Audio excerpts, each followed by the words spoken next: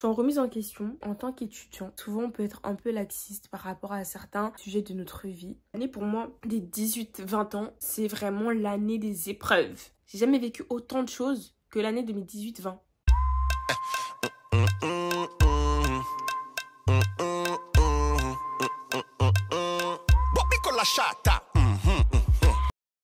Coucou tout le monde, j'espère que vous allez bien. Aujourd'hui, on se retrouve dans une nouvelle vidéo. C'est une vidéo qui s'appelle la crise de la vingtaine.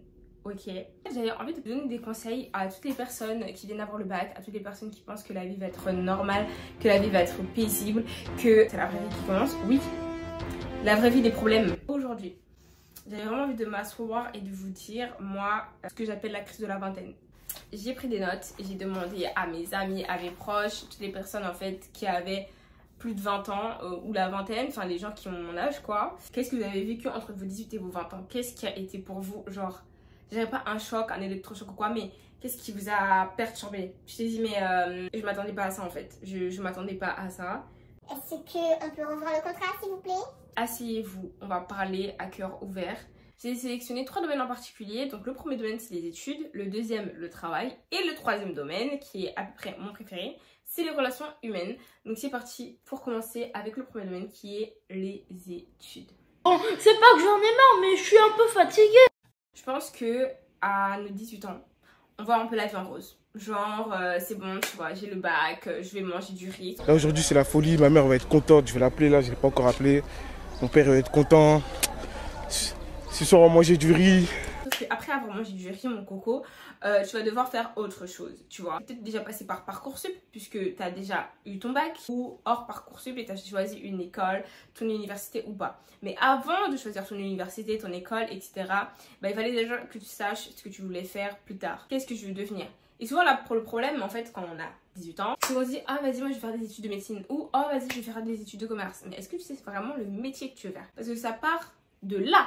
En fait, cherche un métier qui est en accord avec ce qui te passionne parce que en fait, sans passion, je suis désolée, mais ça c'est à perte. Et ensuite, tu pourras choisir les études adéquates. Et moi, par exemple, en seconde, c'est parti pour que je fasse des études de sciences, tu vois. Le premier métier qui m'était venu à l'esprit, c'était gynécologue obstétrique, mais je déteste la science. C'est pas quelque chose qui me passionne, c'est pas quelque chose où je pourrais être le meilleur de moi-même parce que c'est pas un domaine que j'aime. La deuxième étape, c'est en fait s'épanouir dans ses études. Lorsque tu vas à l'école et que tu as un cours, il faut au moins que tu aies des cours qui t'intéressent. Faut pas rester. C'est comme dans tout. Si tu sais que tu vas pas pouvoir te donner à 100% dans un domaine, ben tu quittes. Et en parlant des études, si on parlait de l'échec. Une autre étape de laquelle nous passons tous, c'est la peur de l'échec. Beaucoup de personnes ont peur d'échouer. Et souvent, en fait, on a peur d'échouer à cause du regard des autres. L'échec, c'est pas forcément quelque chose de mauvais. Peut-être qu'aujourd'hui, tu ne devais pas réussir ça. Et peut-être qu'un jour, ce sera ton tour, tu vois. Ça fait partie du processus de ta vie et du processus dans lequel tu grandis. Donc tu es obligé forcément de faire des erreurs et donc peut-être d'échouer pour mieux avancer. Obstiné à réussir, c'est bien, tu vois, mais il faut se laisser vivre. Il faut aussi arrêter de dramatiser. Je pense que la période des 18 ans là, on culpabilise beaucoup, il y a le stress, il y a l'anxiété, il y a toutes ces choses. Et malgré tout ça, il y a aussi le travail. Parce que vous pensez trop qu'après avoir mangé du riz, après les études, il n'y a rien. Mais le travail, ça touche ceux qui veulent soit arrêter après le bac, soit ceux qui veulent continuer leurs études en alternance. Ne pas savoir ce que tu veux faire comme travail, ou même après tes études, avoir un taf mais que tu n'aimes pas, ça c'est hyper frustrant, tu vois. C'est chaud. Il faut déjà que tu te sentes à l'aise dans ton taf, avec des collègues et tout. C'est chaud. Le doute, t'as tout ça. Les finances. Qu'est-ce qui se passe? Mais what the fuck? Les finances. Pourquoi on m'avait pas dit? J'aurais bien aimé qu'un jour, tu vois, on s'assoit devant moi là, quand j'ai eu 18 ans là, on me dise Angela, faut faire attention. Tu viens de commencer à travailler, tu as ton premier salaire. Premières années, tu fais toujours n'importe quoi. Entre ceux qui ont déjà leur appartement, ils sont jeunes, mais ils ont dû partir de chez leurs parents, etc. Donc ils doivent payer un loyer, ils doivent se nourrir. Ils doivent aussi faire des activités à côté. My God, la dépression, ça arrive vite, hein, mon gars. Mais t'inquiète, Dieu est là. Moi, ce que je vous invite à faire, c'est d'avoir un petit cahier. Tu vas marquer tous les points, en fait, qui sont importants. Comment tu as géré tes finances. Quels sont tes achats que tu fais tous les mois. Pas dépenser n'importe comment. Et surtout, si tu es jeune, tu as 18 ans, tu commences à travailler ou je ne sais quoi et que tu vis chez tes parents, mais vous vous rendez même pas compte de la bénédiction de vivre chez ses parents. Tu ne payes rien. Ok, peut-être que tu vas peut-être participer un peu pour les courses, etc. Mais souvent, tu ne payes vraiment rien du tout. C'est le moment vraiment pour mettre de côté, pour passer ton permis, pour vraiment faire plein de choses comme ça. Il y a aussi le côté administratif, mais vous n'êtes pas prêt en fait. Vous n'êtes pas prêt. Tout ce que vos parents là, ils se coltinaient là, comme document administratif à signer pour vous, à envoyer et se lever à 6 h du matin pour à 8 h être devant la préfecture. Là, c'est vous qui allez faire ça. Je travaille dans une papeterie, je les vois. Les gens qui impriment jusqu'à fatiguer, ils en peuvent plus, ils ont le souffle comme... ils n'arrivent plus. Donc maintenant, on va passer à ma partie préférée de toute cette vidéo. Les relations humaines. Motherfucker. De ma période de 18 à 20 ans, c'est la période où vraiment... J'ai regardé les humains comme ça, j'ai dit... Pardon, est-ce qu'on peut être mauvais comme ça? Et moi, souvent, je vous parle des garçons, je vous parle des amis. Mais là, aujourd'hui, je vais vous parler des deux. Les amitiés nocives, les amitiés toxiques. Je comprends pas pourquoi il y a autant de personnes qui ont des gens dans leur entourage qui leur font aucun bien. Il faut savoir faire le tri et ça c'est super important et je pense que c'est ce que j'ai vécu moi de mes 18 à mes 20 ans. Toutes les amitiés ne sont pas faites pour durer. Il y a des amitiés qui doivent être juste là pour t'apprendre des choses, pour t'apporter une valeur ajoutée sur un moment T, sur une partie de ta vie, tu vois. C'est important de savoir faire le tri. C'est important de savoir se dire bon, je laisse ça en fait, c'est plus pour moi. Vous vous sentirez beaucoup mieux. Parce que vous ferez attention à votre entourage. Le fait d'avoir des bons amis autour de soi, le fait d'avoir une bonne famille, etc. Ça fait trop du bien et ça change vraiment tout. Donc les personnes qui sont bienveillantes avec toi, qui sont loyales, il faut les garder dans ton entourage proche. Il faut leur faire confiance, toujours avec un peu de méfiance, tu vois.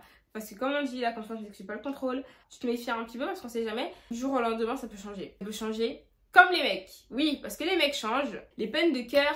C'est peut-être un des trucs moi qui m'a fait un peu souffrir durant mes 18-20 ans. Parce que j'ai vécu du coup ma première rupture. Je suis très posée. Et quand je suis avec quelqu'un, c'est pas pour m'amuser. Quand tu as ta première peine de cœur, ça fait trop mal. Soit tu redeviens plus forte et t'es beaucoup plus exigeante avec les garçons que tu fréquentes. Soit, je sais pas ce qui s'est passé dans le processus. Parce que si t'es pas beaucoup plus exigeante après, je sais pas en fait quoi te dire.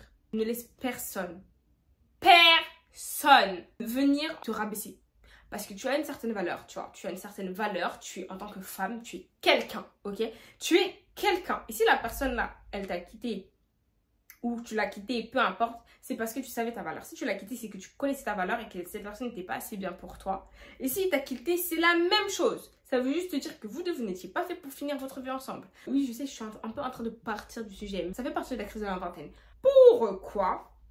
Mais là, je m'assois et je vous demande en fait, pourquoi quand quelqu'un vous quitte, c'est votre ex, il est déjà dans les archives, donc on le laisse là-bas. Oh non, on va peut-être refinir ensemble. Bon, je me suis dit après l'action. Non mais, j'espère que ça va mal se passer avec son ex. Il faut pas avoir ce comportement, mes gars. Ça, c'est vraiment des comportements de moins cher. N'ayez pas ce comportement. À chaque fois que vous quittez quelqu'un ou que quelqu'un vous quitte, vous devez toujours avoir ce sentiment de vous dire j'espère qu'il va trouver mieux que moi. Parce que j'ai l'intention de trouver mieux que lui. Mais tu vas pas quitter une personne ou la personne va pas te quitter pour se mettre avec quelqu'un qui est pire que toi. Et s'il vous plaît, arrêtez de dire ouais, y a pas mieux que moi et tout, je suis une bête de meuf. T'es une bête de meuf. Mais il y a quand même mieux que toi. Et moi, je suis une bête de meuf. Mais il y a quand même mieux que moi en fait. Il y a pire que moi, il y a mieux que moi. C'est comme ça. Il n'y a pas égal à moi. Et c'est ça que vous devez vous dire. Il n'y a personne qui me ressemble. Il n'y a personne qui est comme moi. Et il n'y a personne qui pourra peut-être apporter ce que moi je veux apporter. Non, ne dites pas ça, c'est vraiment une phrase de rageuse. Il faut vraiment avoir ce sentiment de je me sens bien, tu vois, je suis quelqu'un. Tu dois gagner ce self-love. T'aimer tellement que tu sais que tu vaux quelque chose, tu vois. Je m'aime tellement que je peux pas sortir avec un vaurien. Quand t'as de l'amour propre, tu investis ton temps en toi-même, tu investis ton temps sur toi-même. Lorsque tu as une peine de cœur, que quelqu'un t'a brisé le cœur, qu'on s'est encore foutu de ta gueule pour la 10e fois, oui, souvent ça arrive. Des moments aussi, il faut savoir être raisonnable. Si à un moment dans ta vie, tu vois que, tu as tel flirt, ça fonctionne pas. Tu te mets en couple, ça fonctionne toujours pas. La 4e fois de l'année que tu te mets en couple et ça fonctionne toujours pas. Mais Mago, prends une pause. C'est pas forcé d'être en couple, c'est pas forcé et souvent, Dieu te veut autre part. En fait, je suis très bien tranquillement seule et puis j'ai mes amis, un très bon entourage, donc en vrai, ça me suffit amplement, j'ai pas besoin de plus et j'ai pas besoin de moins. Parce que souvent, à trop chercher, tu finis par souffrir. Donc, ne pas forcément chercher tout le temps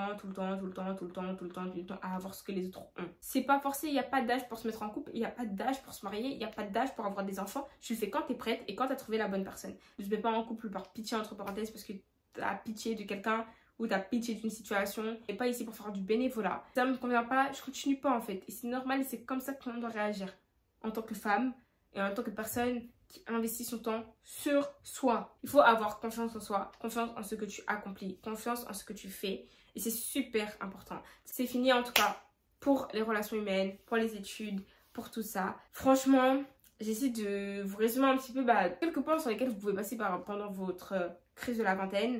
Et après, il y a aussi le côté très spirituel, croire en Dieu, fréquenter des bonnes personnes, etc. Dans la vingtaine, laissez-moi vous dire, c'est pas manquer de respect, c'est pas comme la crise d'adolescence des fous là, ok? La crise de la vingtaine, c'est de toi à toi. C'est-à-dire que tu sais pas forcément ce que tu veux faire dans la vie, tu commences à douter, tu commences à stresser, à culpabiliser, tu pleures beaucoup. Moi, c'était ma période, je crois que j'ai jamais autant pleuré de mes 18 à mes 20 ans.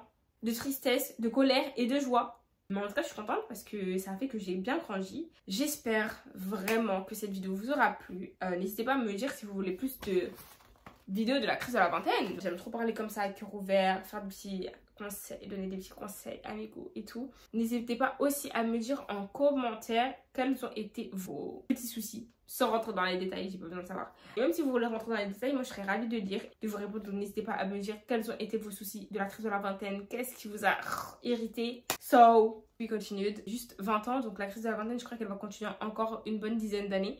Mais en tout cas, ça sera bien. On pourra se faire une petite life update. Crise de la vingtaine, tu connais. Comme je vous ai dit, n'hésitez pas à liker, à commenter, à me suivre sur mes réseaux sociaux. Donc il y a TikTok, il y a Instagram, il y a tout ça. N'hésitez pas. N'hésitez pas en fait. Regardez aussi mes anciens vlogs. Parce que j'aime bien les vlogs. Mais j'aime bien aussi ce format où je peux vous parler, me préparer et vous parler à cœur ouvert. So, je vous embrasse mes chouchous. Je vous dis à la semaine prochaine, samedi 18h. Et voilà. Bisous. Abonne-toi, sinon t'es trop parano. On se retrouve dans une semaine, à bientôt mes chouchous, cœur sur vous.